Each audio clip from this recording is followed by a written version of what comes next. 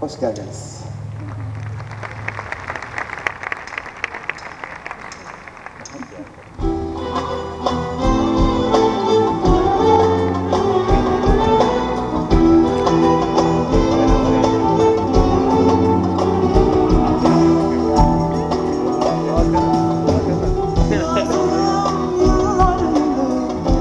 Çekmeye razıyım, dost elinden zehir içmeye Razıyım taşlı tozlu yollar temmeye Razıyım Kerem gibi gözyaşı dökmeye gözlerim görüyorsa, ellerim tutuyorsa, aşkını yüreğimde duyabiliyorsam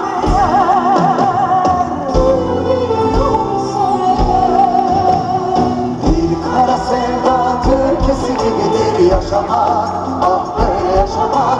Varsın olsun yine de güzeldir yaşamak, ah yaşamak.